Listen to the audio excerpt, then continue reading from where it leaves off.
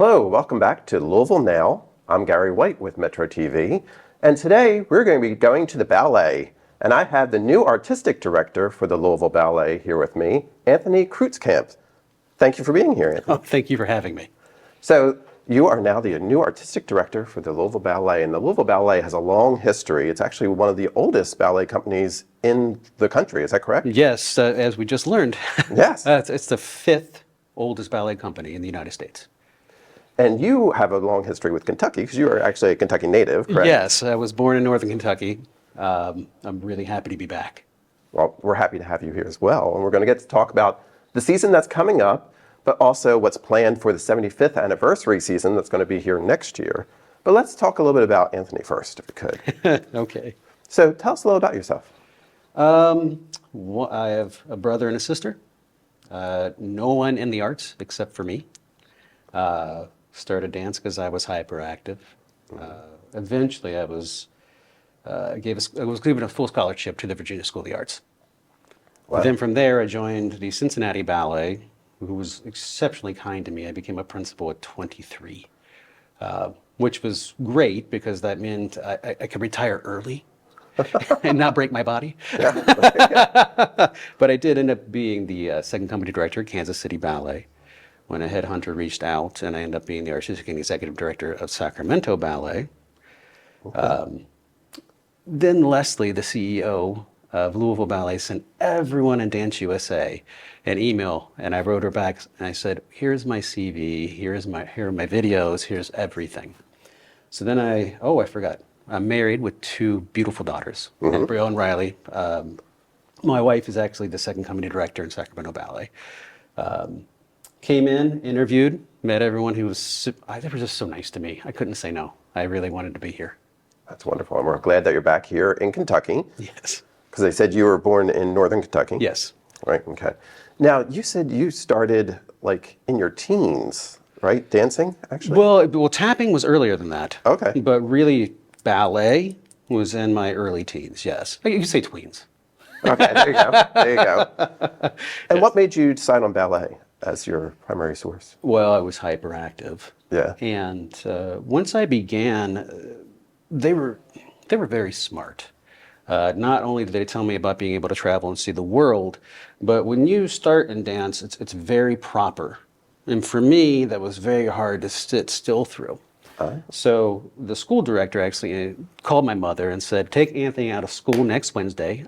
We need him to come to Cincinnati Ballet and watch company class so we can see all the guys flying around in the air. Well, I didn't know those steps existed. I didn't know you could throw your leg in the air and spin and come down. I didn't know you could do 7 pirouettes. Wow. I didn't know. I had just been learning these small things. And that's where I just really took off in dance. Being able to travel, see the world, and knowing, well, flipping around in the air is really fun. I bet, yes. So you are the new artistic director. So what is your artistic vision for the Louisville Ballet? It needs to be the everything company. Some companies position themselves to be these older, classical companies, but we're a living museum, but we have to be every museum. We have to do the classics, we have to do neoclassical, but we need to do modern, and we need to do right now contemporary. And the greatest part about contemporary right now is it's taking different forms on different continents. Like really what's happening in Europe isn't exactly what's happening here. Mm-hmm. And what's happening here is not exactly what's happening in Asia, right? South America, where the influence comes from. I want our dancers to dance all of it. That makes the best dancer. And if the artists are going to put their hopes and dreams on my shoulders, I need to give them the right now work. You can go to Stuttgart and see it. You can go to New York and see it. You can go to Shanghai and see it. You can go to Buenos Aires and see it. Mm-hmm. I want them to feel all that, but also at the same time, it's for our city. Like, we need to be relevant. Absolutely. I mean, you need to know when you come to the theater, you're going to see a product that a much larger city could carry. But no, it's here, and it's happening now.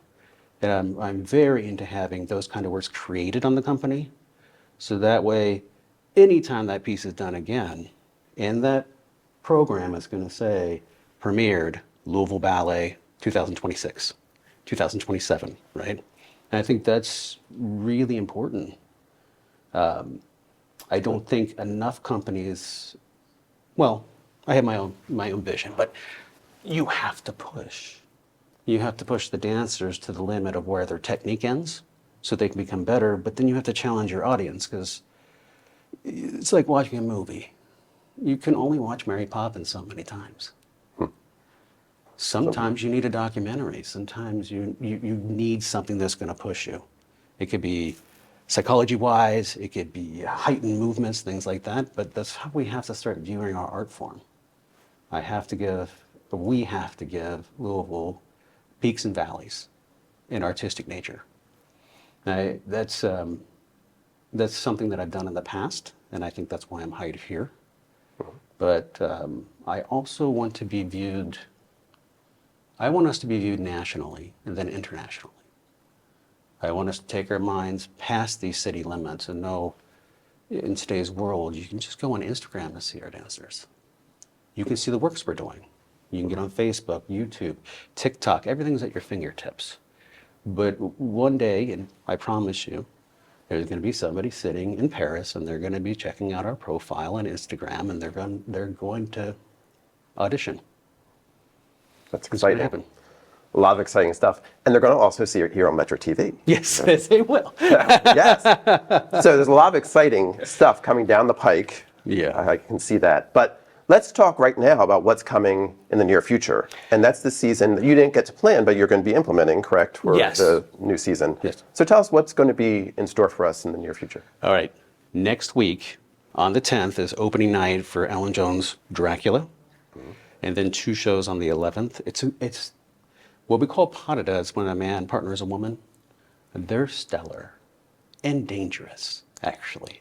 So we took a lot of time with it. But the story is told extremely well. The music is a bit eerie in a way other productions of Dracula's don't. Actually, they go for a more melodic way of doing this, but it's not. It definitely gets you in your heart. And then, of course, we have the Brown Forman Nutcracker.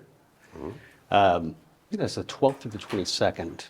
I'm excited to visit that with the dancers because Val Caniparoli is the choreographer, and I actually performed in his very first Nutcracker. Oh, wow. Yeah, so I have a feeling there's going to be similarities Lot I of can help history. out with. Yeah. And then in February, we have Swan Lake. You know, that's the ballet, besides Romeo and Juliet, really, that I danced the most. For a while, I was, you call it a principal guest artist in Japan in the summers. And so you would fly and you would meet your partner. Seriously, There you go. 4 days later. Yeah, no, really. It's like, There you go. nice. 3 days later, you're performing, but that partner doesn't come with you. So then you're going to Osaka, meeting your new partner. The show isn't quite exactly the same, so you're memorizing the differences, not the similarities. And you can do that for 9 weeks. So I've seen many different versions, and I'm very excited to work with the dancers because it's little things that no one notices, like how you drop your arm as a prince, how fast, how melodic, Oh, wow. how you gesture, because it's not a romantic period ballet. We need to stay within the classic time of it. They're going to learn more about miming on stage and what it means, like the crown. I'm so excited to teach them that. It's something that I'm amazingly comfortable with. And then, of course, there's the choreographer showcase at the end of the season in March. And I love the idea behind it.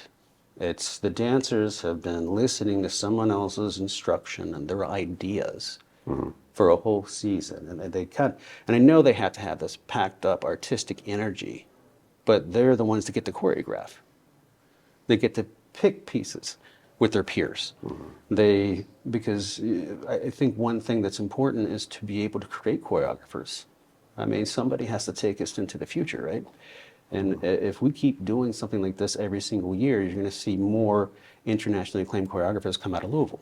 Yeah. It's a great opportunity for them. Yes. Yes. So we also want to mention, in conjunction with Dracula, you're doing something special on Friday, October 3rd. I love this tie-in. Yes. Right? And it's with the Red Cross for a blood drive. We're a blood drive, yes. Dracula will actually be there. Oh, there you go. I thought that's how you're getting the blood. Yeah, exactly. Yes. Yeah, but I think it's a wonderful thing to do for not only promoting the ballet, but it's good saving lives. It's important, and I think it's important to collaborate with other institutions that aren't like yours. It's really carrying the good work forward. And that's on Friday, October the 3rd, from Yes. 9 a.m. to 2 p.m. at the Louisville Ballet Yes. for the Red Cross blood drive. So be able to go out there. Then the next week, come back and see a great performance. Yes. Right? Perfect. Yes. And as we're wrapping up, I just want to quickly touch upon that next season, which will be your first season to actually implement, correct? Yes. Will be the 75th anniversary season. Yes, it will.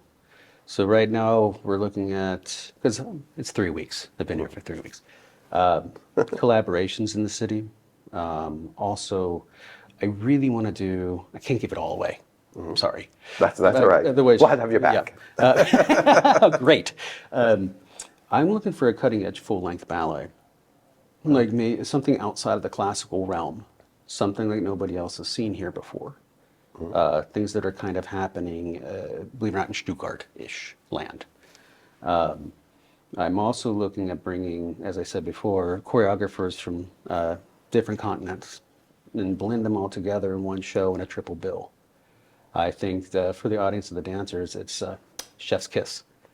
And of course, we're bringing Val Canaparoli back to rework some of the choreography for the 20th anniversary of the Nutcracker. Wow. So I really look forward to working with him because I've known him for so long. But I plan to be future forward.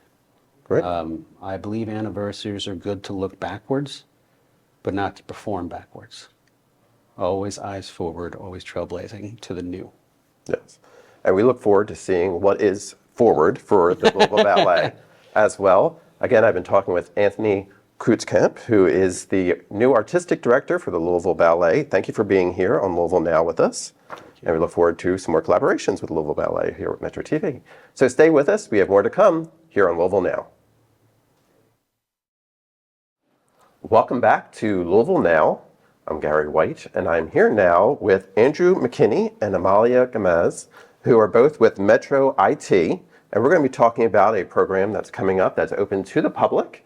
And it is an open data forum that's going to be taking place in November. We'll get you all that information about how you can take part in this open data forum as well. But let's first of all talk a little bit about what is open data. Sure, yeah. So open data is an idea and a program here in Metro that essentially states that government information should be made accessible in a free, transparent, and easy to find manner. It allows the public, residents, businesses in the community to learn more about government, learn more about their community, utilizing data.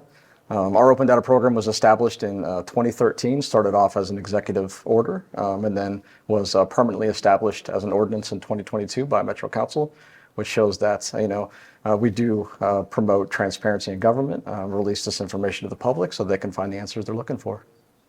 And obviously you both are with Metro IT, so a lot of the data that is available on the computer, correct? Correct. For that, okay. So when we're talking about open data, that's something that kind of affects every department within Louisville Metro government, correct? Correct. Yeah. Yeah. So based off of our open data ordinance and our open data policy, each agency has designated an open data coordinator. That open data coordinator facilitates their open data program within their agency. From an IT standpoint, we manage the portal, we manage the platform and the avenue for them to promote and publish their open data.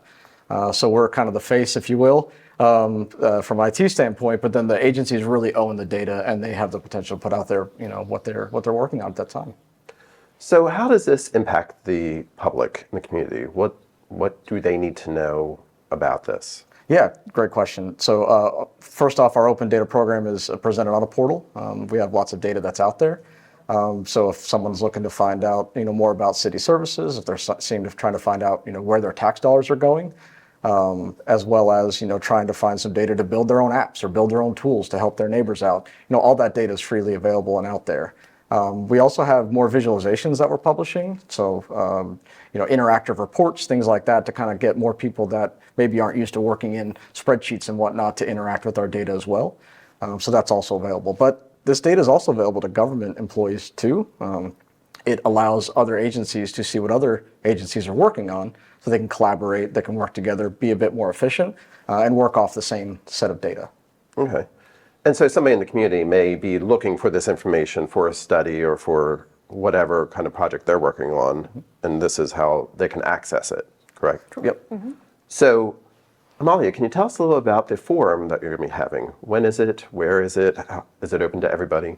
Yeah, absolutely. So we're hosting the Open Data Forum. It's a free community event that will be hosted on November the 6th from 10 a.m. to 12:30 p.m. at the South Central Regional Library. If you're familiar with the Okolona area, that's going to be very close to Jefferson Mall, Jefferson Boulevard Street. And the goal of this event is to be able to get to the community. It's also open to Metro employees, kind of to discuss our open data program, the goals that we have established for ourselves in the next couple of months, but also to talk a little bit about the improvements that we have made and the strides on this fiscal year. For example, we had a really large increase on total users on our open data portal from fiscal year 24 to 25. We actually experienced a 49.3% of users accessing our open data portal from one year to the other. So we're wanting to build on this momentum and make sure that we're being accessible to the community for them to understand what the program is, the data that is available. There's also opportunity to learn specifically from some Metro agencies as well that will be presenting during the Open Data Forum. So we'll hope that you will be there, that you join us to learn more about the program. Registration, it's open currently, and it is required. You can actually visit our Louisville Metro Open Data portal, which you can visit at data.louisvilleky.gov, and registration closes on October the 30th. So we really hope the community can join us to learn about the program and kind of like to see where we're heading with our open data program in the next couple of months. Wonderful. And you did mention that a few departments will be having presentations. I believe it's the Office for Violence Prevention and the Health Department are going to be specifically speaking to some of their data that's open data, I guess, for everybody to access, right? That's right. Correct. So Andrew was mentioning earlier, we do have visualizations available on our open data portal. So you can either consume the raw data and make your own assumptions and build your own visualizations, but our agencies have also done a really great job at showcasing the public data within visualizations. Specifically, the Office for Violence Prevention with their gun violence dashboard, and also our Health and Wellness Department with their health dashboard as well. So those are really cool ways for you to explore and see the data from different lenses rather than consuming the raw data. It makes it more accessible and more user-friendly as well for you to consume and see the progress made. Fantastic. Now, is this the first time that you're having such a forum? For this team, yes. During the COVID era, we had a bit of a break in public, events. So we've been sort of rebuilding our foundation. So this is the first time that we're doing a kind of a public forum where we're getting our agencies and the folks together in some time. So yeah, we're pretty excited. Yeah. And do you have goals for this as well? What's your hopes that the community can provide feedback on? Yes, absolutely. We'd like for the community to really, once again, understand what's available and how they can consume it and to build partnerships. We would love for the universities and the researchers to consume our data and then help us in the long run as well with strategies and then just supporting our agencies as well. Just data enthusiasts, but at the same time, just our general public that wants to consume and know what's happening in government. That's our goal, for them to understand and to know how they can use it and to hear from them. What other aspects we should be looking into? That's right. Yeah, one of the lines in our policy is public feedback. We organize our efforts based off of lots of different avenues of what data should we promote, and public feedback is the top. So when public are looking for something, when our residents are looking for something, we try to work with our agencies and within reason try to promote that data and publish that data to the open data portal as well. So this is a great opportunity for them to come meet the team, meet the agencies that are creating the data, and potentially look for some new data sets to publish. Wonderful. Again, I'm talking with Amalia Gamez and with Andrew McKinney, who are with Metro IT. We're talking about the Open Data Forum. One more time, the date and time for the forum and where it's going to be. Yes, November the 6th from 10 a.m. to 12:30 p.m. at the South Central Regional Library. Great. And you can register and take part. Thank you very much for being here with us. Thanks for the opportunity. All right, stay with us. We'll be back with more here on Louisville Now. Hi, I'm Gary White, and this is Louisville Now. Welcome back. I'm here with David Kaplan, who is Chief of Staff and General Counsel for the Office of Mayor Craig Greenberg. Thank you for being here with us. It's great to be here, Gary. And we're talking about the community commitment, Louisville's consent decree. David, how did we end up where we are now with this Louisville consent decree? Yeah, absolutely, Gary. So back in the spring of 2023, the Department of Justice, who had been investigating the Louisville Metro Police Department for a couple of years at that point, released a findings report that determined that there was probable cause to believe that the police department was engaging in various acts with regard to use of force, with regard to traffic enforcement, obtaining warrants and service of warrants that they felt violated federal law and the United States Constitution. And the Attorney General came down to Louisville to announce those findings and stood with the mayor. And the mayor embraced those findings and told the community that his goal was to create the best police department in the country, and that he and the police chief were committed to police reform. And we're going to move things forward with the Department of Justice to reach an agreement that would allow Louisville to address those findings. At that point, negotiations commenced with the Department of Justice after somewhat of a delay getting the draft, but after about a 9-month delay, the Department of Justice produced a draft settlement agreement, which is often known as a consent decree, to Louisville Metro. And intensive negotiations commenced at that point to create a more than 200-page consent decree that outlined the long list of things that the Department of Justice wanted to see Louisville Metro and the police department do to address its findings. An agreement was reached with the Department of Justice. That was a strong agreement that had the full support of the mayor. That agreement was filed with the United States District Court here in Louisville, seeking approval of that. And after that agreement was filed and assigned to a judge, the new administration under President Donald Trump, his Department of Justice determined that they were not interested in pursuing that settlement with Louisville Metro and its police department. So at that point, the mayor made the decision that even though the Department of Justice was no longer interested in participating, that his administration would put together a community commitment, which he subtitled Louisville's Consent Decree, in order to accomplish the same key objectives that were outlined in that consent decree. And that is exactly what the mayor did. If you look at the community commitment, you will see that it's a very lengthy document. It's a long list of things that the police department's going to need to do, and it's going to need to verify that there have been improvements with respect to use of force and traffic enforcement and warrants and First Amendment rights in regards to protests and how folks with behavioral health challenges interact with the police department. And so that commitment was signed by he and the police chief, and now we're moving forward. And part of this process was finding an independent monitor to help with the process, correct? And That's absolutely true. We do have a final pick for that, correct? Can you tell us a little about that organization? Yeah, sure. Well, from the get-go, I think it's important to point out that the consent decree itself, as all others that I'm aware of, provided for an independent monitor. And the purpose of the independent monitor is to be independent and to monitor the progress that the police department is making in regard to police reform. And so it's a separate voice, it's a trusted reviewer who looks at everything the police department is doing, looks at all the pertinent data, and issues reports and, in effect, scorecards to determine if progress is being made and the pace of the progress.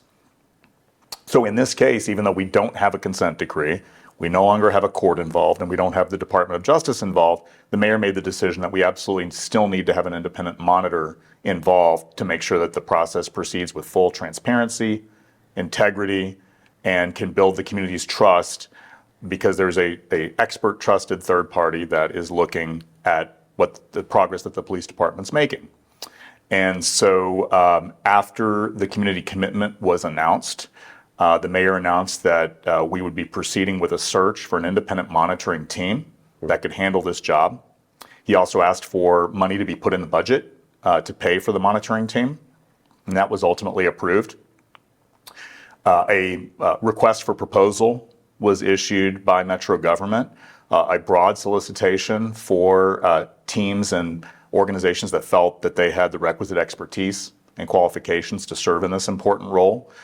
Metro government received quite a few applications. I think there were 9 completed responses to the RFP. And so, as outlined in the RFP, it was essentially a 3-stage process. So in stage 1, the scoring team reviewed all of the written applications and determined which ones were the strongest.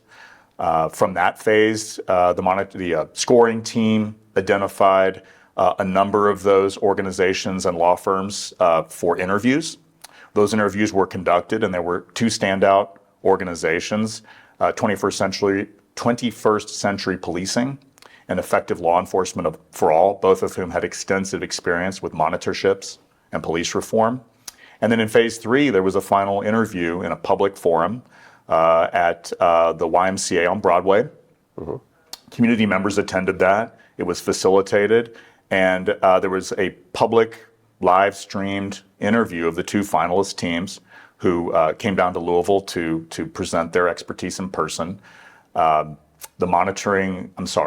The scoring team watched that interview, and they each provided final scores for phase 3. And there was also a community survey that was made available for folks who could certify that they had watched the interviews. Those surveys were released, and points were allocated based on the community survey as well. And so there was a total number of points for each team that was a